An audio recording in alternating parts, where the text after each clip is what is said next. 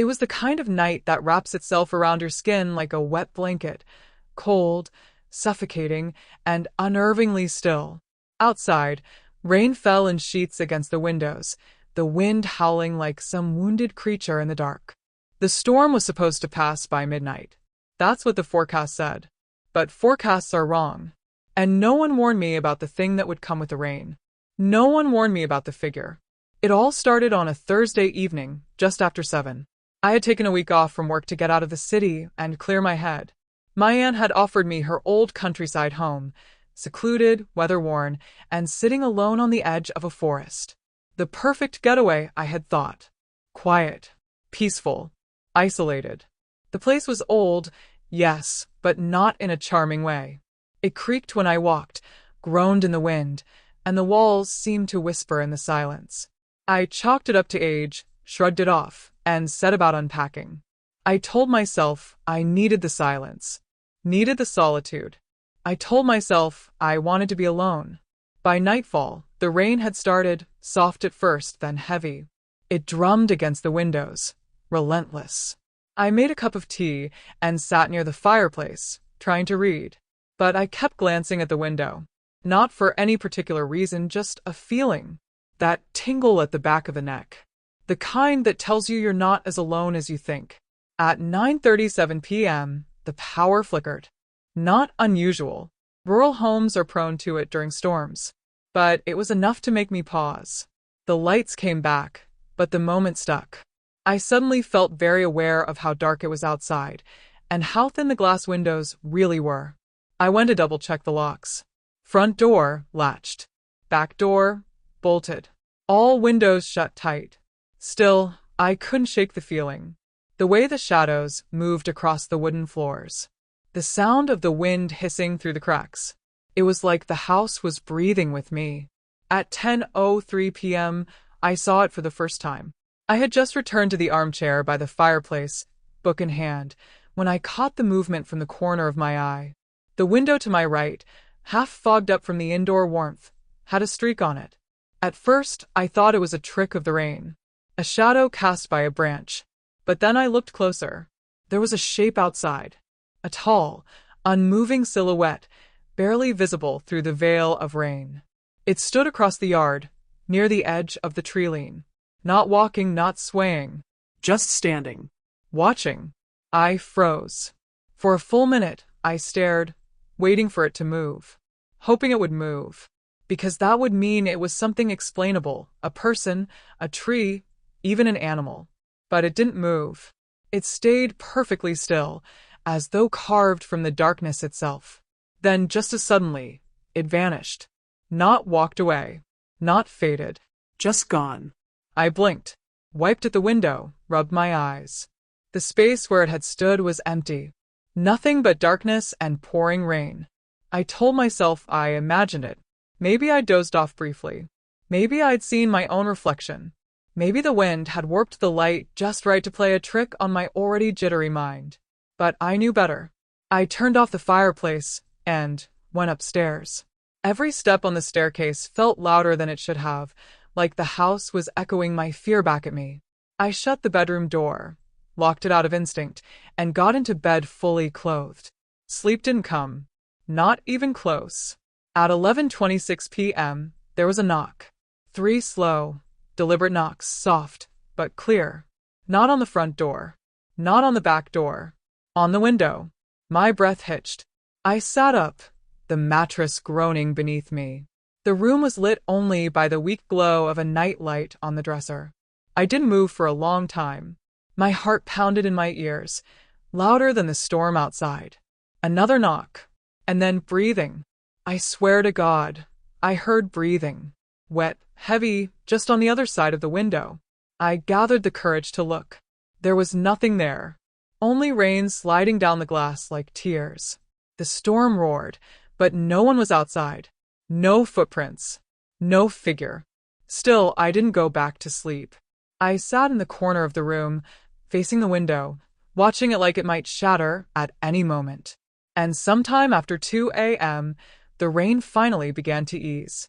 I thought it was over. I thought the worst had passed. But I didn't know it was only just beginning. Morning came slowly, dragging pale light across the soaked earth. The woods looked heavy with rain, their trunks dark, their limbs sagging. The house creaked again, older this time, wearier. I walked out to where I'd seen the figure. Part of me hoped to find nothing, but another part needed confirmation that I hadn't imagined at all. That's when I saw the footprints. They weren't mine. They weren't animal. They were bare, human, and facing the house. But that's not what made me stumble back. It was the fact that they ended beneath my bedroom window and never turned away. They say footprints tell a story. These ones told me I hadn't been dreaming. The rain had washed away almost everything except those tracks. Bare, human, and fresh. They stood like a message beneath my window, a message I didn't want to understand. Because if they started at the edge of the woods and ended at my bedroom wall, then whoever left them never left. The morning air was damp and heavy, filled with that strange after-rain silence, where even the birds seemed hesitant to sing. I stood there staring at the muddy prints for what felt like hours. No prints leading away, just toward the house. Then nothing. No body. No sign of escape. Just gone. My hand trembled as I reached into my pocket for my phone. I snapped a picture of the footprints. I didn't know why. Maybe to prove to myself I wasn't going insane. Maybe to show someone else later if I got the chance. I didn't call anyone. Who would I even call? The police? Tell them someone watched me from the woods and disappeared in the rain? That bare footprints had magically ended beneath my second-story window? I didn't want to be laughed at or, worse, pitted. I went back inside, locked the doors, and started checking every room. Closet. Attic. Basement. Nothing. Not a single sign of forced entry. No wet tracks on the wooden floors. The house was dry inside, untouched. Except it wasn't. Because in the hallway upstairs, I found something that hadn't been there before. A single handprint, smeared on the wall beside the bedroom door. It was faint, as if someone had touched it with wet fingers. 5 streaky marks trailing downward, as though the hand had slowly slid along the surface. My skin prickled. I reached toward it, hesitant, and felt the wall. It was damp. But the rest of the hallway wasn't. That handprint was the only wet spot. I didn't touch it again. The day dragged on in anxious silence. I kept the curtains closed and the doors locked. I didn't eat, didn't read, didn't turn on music. Every sound became a potential threat. Branches brushing the window, the creak of old wood, the tick of the kitchen clock. At 3:17 p.m., I received a text from an unknown number. It only said, "Why did you close the curtain?" I dropped the phone. My hands were shaking as I picked it back up. I stared at the message, reread it 5, 6 times. My stomach twisted into knots. I responded with one word. "Who is this?" No reply. I waited. 10 minutes passed. Then 20. Nothing. I started checking every window, pulling the curtains open just a crack to peek out. The rain had slowed to a mist now, a thin veil across the woods. The yard looked still. Normal. But I didn't feel normal. My body was wound tight, a coil ready to snap. I went to the front door and checked the lock again. That's when I heard it. Click. The back door. Someone had opened it. I didn't run. I froze. It was the kind of fear that roots you to the spot, ancient and primal. I stared down the hallway toward the back of the house. The kitchen light flickered above the doorway. The back door was out of sight, just around the corner. But I heard the softest sound. Wet feet on tile. Slow. Deliberate. Step. Pause. Step. I grabbed the nearest object, a fireplace poker, and gripped it with both hands. Step. Closer now. The sound stopped. I inched toward the hallway, 1 foot at a time, every breath shallow. My heart pounded so loudly I could hear it in my ears. I reached the corner and peeked around. The kitchen was empty, but the back door was wide open. Rain mist drifted inside, catching the light like silver dust. A puddle had formed on the tile, and in the middle of it a single bare footprint, toes pointed inward. I slammed the door shut and locked it. Every instinct screamed that I was being hunted, not chased, not attacked. Hunted. like the figure was playing with me, watching how I reacted, testing my fear. And I was failing. I checked the rest of the house again. This time, I didn't find a handprint. I found a drawing. In the upstairs hallway, on the wall beneath the stairs, scratched into the old plaster with what looked like a nail or knife. A figure. Tall. No face. Standing at the window.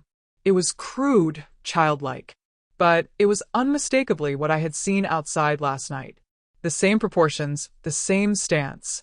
But there was more. Behind the figure in the drawing, inside the house, was me, drawn in a bed, eyes open wide. Someone had drawn it while I was asleep. Someone had been inside. I packed a bag. No more questions, no more logic. I was leaving. I didn't care if it meant walking 5 miles in the rain to the nearest gas station. I just needed to get out. I stuffed clothes, keys, wallet into a backpack, grabbed my phone, and headed for the front door. That's when every light in the house flickered and died. The power was out again. A beat of silence followed, heavy and unnatural. The rain outside had stopped completely. And then, knock, knock, knock. This time, it wasn't on the window. It was on the front door. I stood there, frozen a foot away, staring at the doorknob. Another knock followed. Then 3 more. Slow. Unhurried. Not demanding entrance, announcing presence. I didn't speak. Didn't breathe. Then a whisper. I see you now. The voice was neither male nor female. Wet. Raspy. Like it had drowned a long time ago and learned how to talk again through ruined lungs. The door handle jiggled. I stepped back. And from the top of the stairs behind me, I heard another whisper, closer this time. I've always seen you. I turned around, heart stuttering in my chest. At the top of the staircase, in the darkness, stood a silhouette. Tall. Still. Facing me, not moving, watching. I bolted for the back door. The rain had begun again, harder this time, like the sky was trying to keep me from leaving. I sprinted across the yard, mud sucking in my shoes. Behind me, the front door slammed open. I didn't look back. The woods loomed ahead, thick, dark, and deep. I didn't care. I ran into them like they were salvation. Branches slapped my face. Thorns tore at my clothes. Every step felt like dragging my soul uphill. But I ran. I ran until I couldn't hear my heartbeat anymore. Just the rain. Just the wind.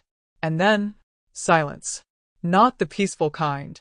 Not the calming hush after a storm. A wrong silence. One that pressed down on me like a weight.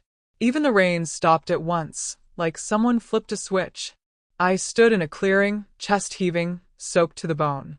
And then I saw him, standing just beyond the trees, barely lit by the flicker of distant lightning. The figure.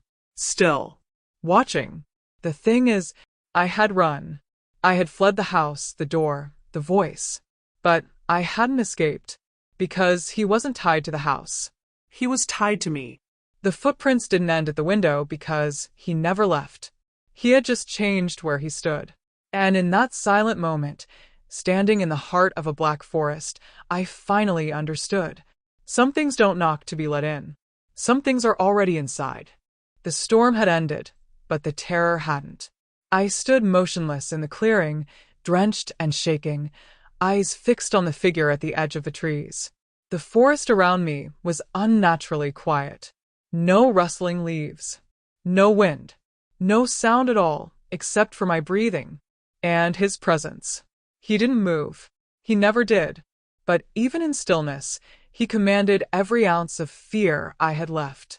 And somehow I knew I hadn't escaped him. I had entered his domain. The figure stood like a shadow stitched to the world, tall and faceless. Just beyond the trees. Barely visible through the mist. I blinked once, twice, hoping my mind would convince me I was imagining things. But he was still there. I took a slow step backward, leaves crunching beneath my soaked shoes. And that sound, the tiniest movement, broke whatever unnatural silence the woods had held. In response, he moved. Just one step. Forward. The moment his foot touched the earth, every sound rushed back at once. The wind stirred violently through the treetops. A sudden clap of thunder shattered the stillness, and the rain resumed, violent, punishing. It was like nature itself had been holding its breath. I turned and ran. This time, I didn't care about direction. The path I had come through was gone, swallowed by the storm and the shifting trees. Every trunk looked the same. Every branch reached out like skeletal fingers. I ran blindly, my bag bouncing against my spine, lungs burning with cold air. I didn't look back. Something about it, told me that looking back would be an invitation. Like acknowledging it too long would let it closer. I don't know how long I ran, but eventually I stumbled out of the woods and onto a narrow gravel road. It snaked through the trees like a lifeline. I collapsed to my knees, panting, hands trembling against the wet ground. Then I heard a sound that nearly made me weep. A car. Headlights broke through the rain as an old, mud-covered pickup truck came around the bend. I staggered to my feet and waved frantically. The truck slowed. The window rolled down. The driver was an older man, maybe in his 60s. Wiry, sharp-eyed, and suspicious. "What the hell are you doing out here in this weather?" he asked. "Please," I gasped. I need help." I ran from a house. "Something's after me. I don't know what it is, but it's not human." He looked at me for a long time. Then he reached over and opened the passenger door. "Get in." I didn't hesitate. The inside of the truck smelled like damp wool and old tobacco. The man didn't speak for several minutes. We just drove, the rain hammering against the windshield. Eventually, I broke the silence. "Have you ever seen anything out here?" I asked. "Something that doesn't make sense?" His eyes didn't leave the road. "Plenty of things out here don't make sense. I mean a figure. A tall one. Watching." His jaw tightened. "You were in the old Dalton house, weren't you?" I froze. "How do you know that?" He took a slow breath. "No one lives there anymore. Not since the girl went missing." I stared at him. "What girl?" "Back in '92. Local girl. Stayed there after her aunt passed. Folks found her journal weeks later, soaked in rain, pages torn. Last thing she wrote was, 'It watches when it rains. It never leaves.' No body. Just that." The blood in my veins turned cold. "I didn't read about that. I never saw anything in the news." He nodded grimly. "You wouldn't. Family covered it up. Town hushes it down. No one wants that story back in the light." I sat there in stunned silence. Then he added something that chilled me to the bone. "She wasn't the first either. Just the last one they talked about." We pulled into a small gas station at the edge of town. The man told me to go inside, call whoever I needed, and get as far away from the woods as I could. I thanked him, stepped into the warm, humming interior of the store, and asked to use the landline. That's when I looked up and saw the security monitor behind the counter. One of the cameras pointed at the gas pumps. And there, on the grainy black and white screen, he stood again. The figure, at the edge of the lot, just beyond the glare of the streetlights. Still, watching. "Is that live?" I whispered. The clerk looked up. "Yeah, why?" I stared at the screen. "Do you see that person there? The one by the trees." He turned, squinted. "Ain't nobody there, man." I blinked. Looked again. The figure was gone. I backed away from the counter, suddenly dizzy. My heart beat like a war drum. He wasn't tied to the house. He wasn't even tied to the woods. He was tied to me. I booked a motel room with cash and locked the door behind me. Sat in the corner of the room with the lights on. The curtains drawn. The TV blaring static because I couldn't bear the silence anymore. And still, I felt him. Not just watching. Waiting. Around midnight, the storm picked up again. It started with a slow drip. Then the gentle patter of rain against the window. Then heavier, harder.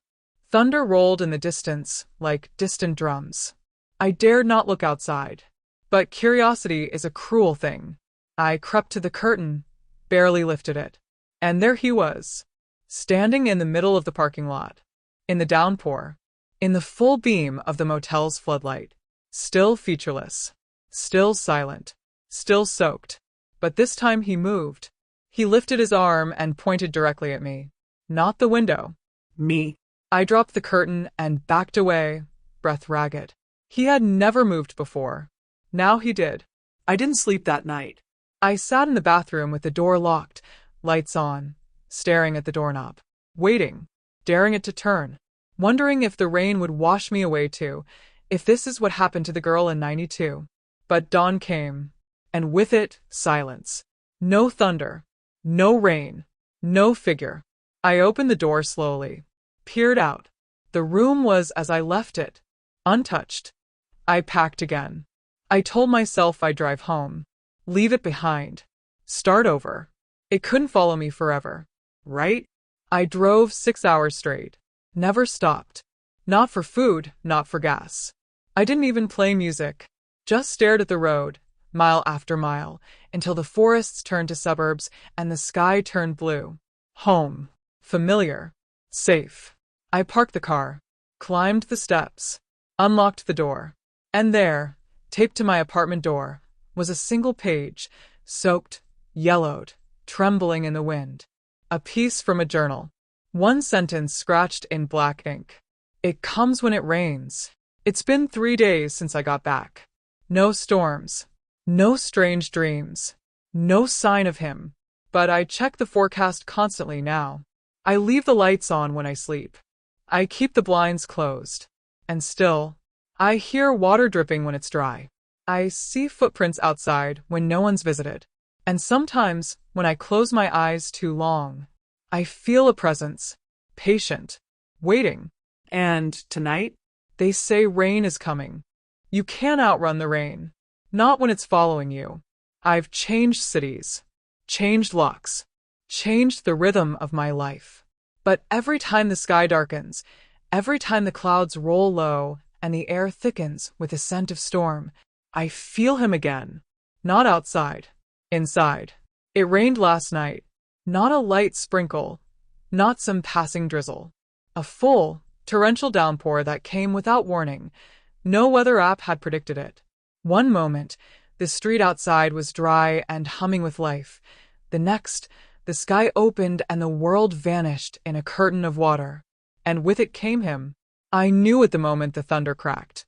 The temperature in my apartment dropped. A cold that didn't feel natural, like the kind that fills mausoleums. The lights dimmed for half a second. And then... drip. From the ceiling. Not a leak. It was too rhythmic. Like footsteps. I stood in the hallway, staring at the faint puddle forming on the hardwood floor beneath the attic hatch. My breath fogged in front of me, each exhale a ghost. I didn't want to move, but I had to know. I pulled the ladder down slowly, each creak screaming through the silence. Climbed the rungs with shaking limbs, one at a time. The hatch opened with a groan. The attic was pitch black. I turned on my phone flashlight and scanned the space. Boxes. Dust. Cobwebs. And then the light caught something in the far corner. A figure. Small. Hunched. I nearly fell off the ladder. But as I focused, I realized it wasn't a person. It was a mannequin. Who the hell put that there? I'd never owned one. Never stored anything remotely like that. Its head was tilted. Its arms hung limp at its sides. But it was dressed in my clothes. One of my old jackets. A pair of jeans I'd thrown away last year. And around its neck was something that turned my blood to ice. My broken wristwatch. The one I lost the night I ran into the woods. I stumbled down the ladder, slamming the hatch shut behind me. But the dripping had stopped. And when I turned around, I saw something new. A wet footprint. Right in front of the bathroom door. I didn't sleep that night. Every light in the apartment was on. I sat in the bathtub, gripping the phone in both hands, watching the raindrops race down the window. I couldn't hear anything but the storm, and underneath it, the faintest breathing. Not mine. Deeper. Wetter. Like it came from someone drowning just outside the wall. I wanted to scream. To cry. But I did neither. Because I knew it wouldn't help. Because he was already inside again. By morning, the rain had stopped. Everything outside looked normal. People jogging. Kids walking to school. Cars driving past like the world hadn't shifted. I went out for air. That's when I met Cora. She lived across the hall. Mid-30s, wore glasses too big for her face, and had a small white cat that always watched me from her window.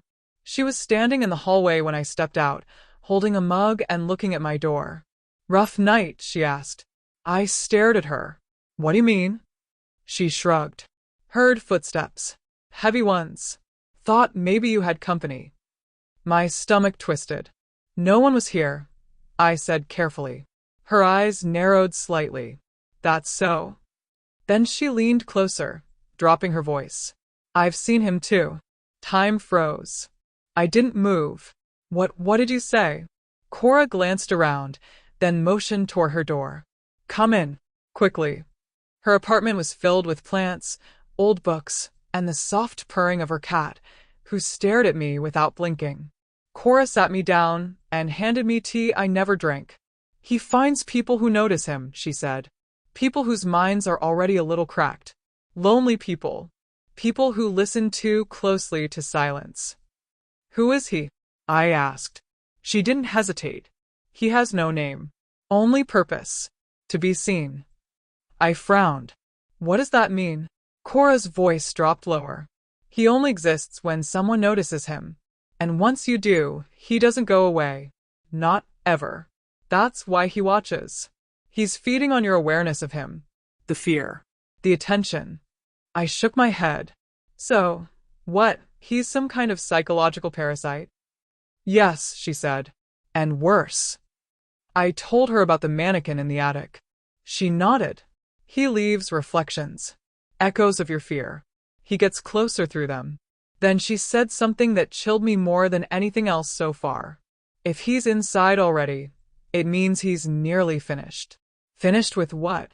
Cora looked at me with deep sadness. "Making you his." I left her apartment shaken, terrified, but with one sliver of hope. I wasn't alone. She had seen him. She understood. Maybe that meant there was a way out. Maybe. That night, I didn't sleep in the bathtub. I turned off the lights, sat in my living room with my phone recording audio, and whispered into the darkness.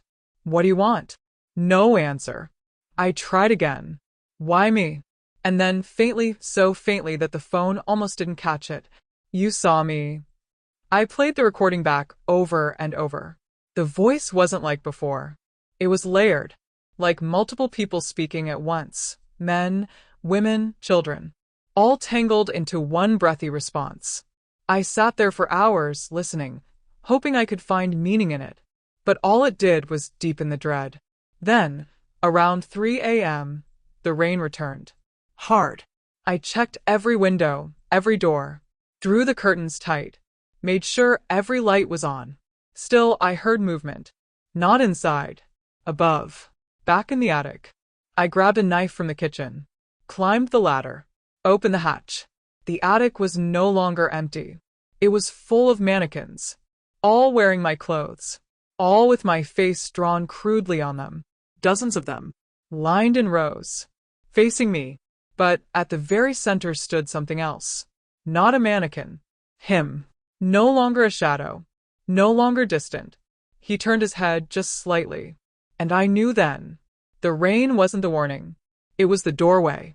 I slammed the hatch shut. But I know it's too late. He's here. Fully here now. The rain doesn't come to scare me anymore. It comes to let him in. And every storm from now on is a reminder. This isn't over. It's just beginning. Because the rain no longer falls around me. It falls for me. They say once something impossible happens to you, your world changes. Mine changed the moment I realized the rain wasn't just water anymore.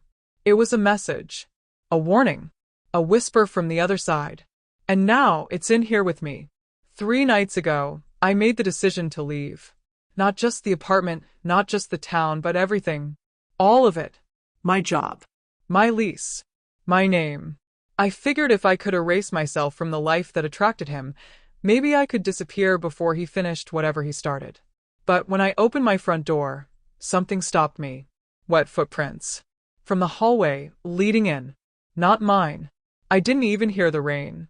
That's when I knew. He didn't need storms anymore. He had moved beyond the threshold. I was no longer hiding from him outside. He was already inside me. The walls whisper now. Faint sounds at first, like distant TV static or wind under the floorboards. Then clearer, my name spoken backwards, or laughter that sounds like mine, but isn't. Mirrors show things they shouldn't. Reflections of myself blinking out of sync, watching me with something behind my eyes that I don't remember putting there.